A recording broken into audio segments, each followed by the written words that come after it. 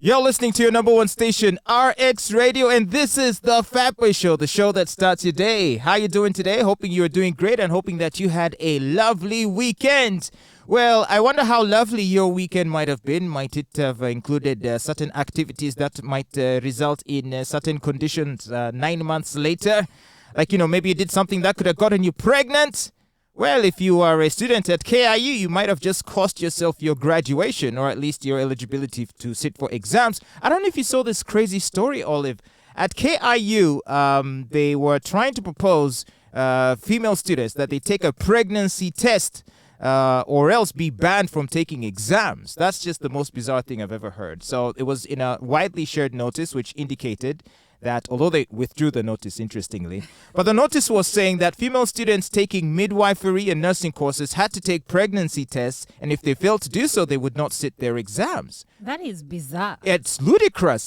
So how could such a thing even come about? I wonder whose idea it was. I'll tell you whose idea it was. Mm-hmm. I believe there was a group of men who sat in a room without women advising them, and they decided on something as bizarre as this. All right, so you want to turn it into a gender warfare. But of course, because if I were a woman and I'm in that room, I don't see how I would let something like that even get to the notice board.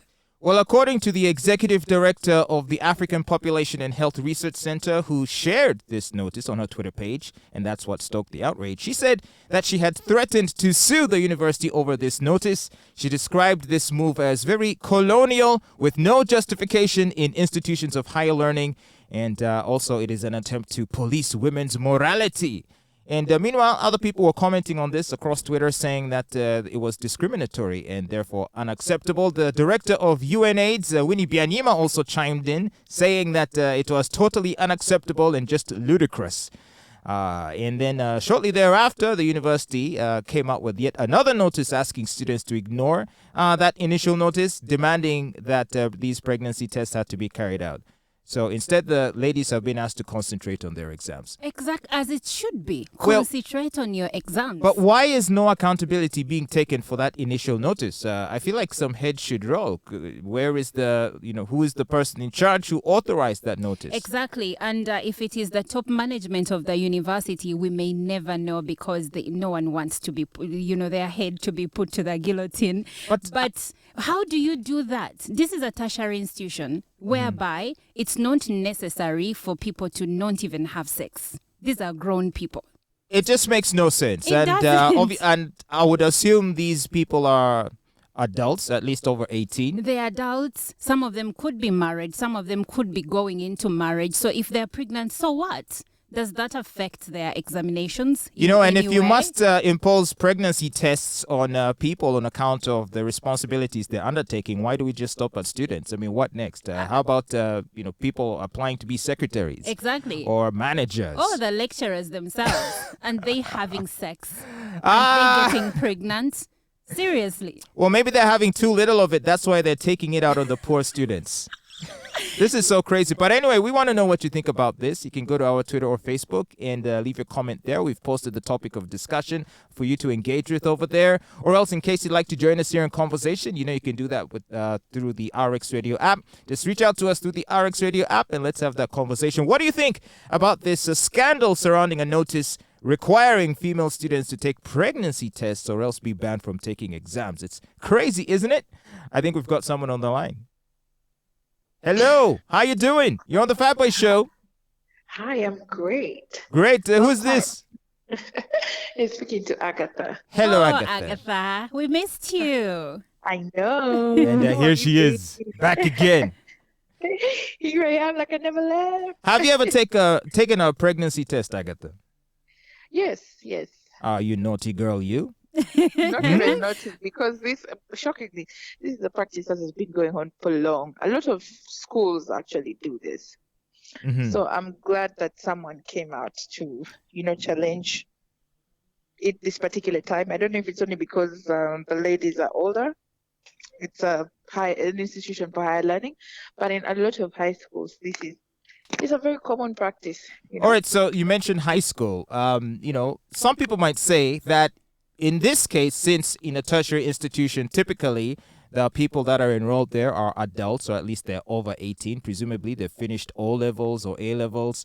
Meaning that in their case, it would be unfair. Whereas if it were for, let's say, high school, could there be a justification for such, similar thing requiring girls to do pregnancy tests? I believe there is a justification because girls in high school are usually minors. So checking them to ensure that they're not pregnant, I think that's a good thing. Though I also have preservations when it comes to expelling girls because they are pregnant or not allowing them to sit their exams because they are pregnant. So at the end of the day, everyone should just back off and let women be women. Their body, their choice. There has to be control, but when it comes to tertiary institutions and university, it is uncalled for.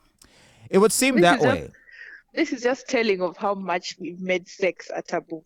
Sex is a taboo. I was at my cousin's wedding recently, and when I was leaving, I jokingly told both of them, "Oh, I wish you years of great sex." And they're like, "Hey, you need to be stopped. It's time for you to go home, Can you imagine? They're getting married. Yeah, they have a child, please. There is my gosh. processing already. But listen, sex is a taboo, okay? And instead of going the lengths to test people for pregnancy or stop girls from doing these things, why are we not down here doing the SHRH, what's it called, sexual reproductive health education, contraceptives, making them accessible, making people more knowledgeable about these things? Why are we not starting from prevention? We're going all the way that side. I mean, if you find someone is pregnant and then what? Pregnancy shouldn't deter you. What do you from talk about prevention, life. like condoms? Because let me tell you, the young people these days do not care for condoms. They do not. Unfortunately, they do not care. But still, we could try, because it's one thing to say, "Oh, boys are bad for you. When you have sex, you're gonna get pregnant." Then what? Because their bodies, their hormones are raging. They may have the sex, but show them the consequences of the sex prematurely, and Not of course. even. And of course, educate them about the resources that have been put in place to help them in the event that they get pregnant or in the event that they want to engage in sex. You don't just say, "Oh, don't have sex," or "Don't go and have a pregnancy test so that you can be able to sit." Are you exams. speaking as an expert on these subjects? I am speaking as a concerned citizen. No, listen. Let me tell you, when you get pregnant, whether you keep it or not, you'll never be the same. Yes. Whether you keep it or not, you'll never be the same. So, and we shouldn't emphasize, we all know condoms are not, but the other contraceptives. So we need to encourage all these other methods. We need to really expand, make people more knowledgeable about all these things. If it's condoms, if it's IUDs, if it's implants, what are the implications on your life? Can young girls access this without shame? So that's what the conversation should focus on that kind of education, rather than on policing whether or not they do turn up pregnant, in which case that would be their business and no one else's. It is self-defeating. Put men in all these contraceptive conversations. Yes. Because they're the ones doing the piercing. But it's fact. Men are removed from the other side of sex. For them, it's just to enjoy, period. You never see these things emphasizing also on men to actually take care of themselves, because men don't care about women, Men Who do not said care we about love them. ladies? It's just fact. You do, but you love them for your own benefit. You love them for the PSC. They're beautiful. They're lovely, sweet. You worry about AIDS. You worry about STDs. But when it comes to kids, the possibility that you could knock up someone you don't like or love, or you don't find attractive, you don't think that far. Guys are very short-sighted. I'm sorry to say. Too much. Aren't you putting too much pressure on men? No, that is as if we don't have enough problems. No, it is not. I mean, there are so many tools available for a woman to control her fertility. You see, you're just proving her point. Things that she can do before, during, and after the act. It takes two. It takes two.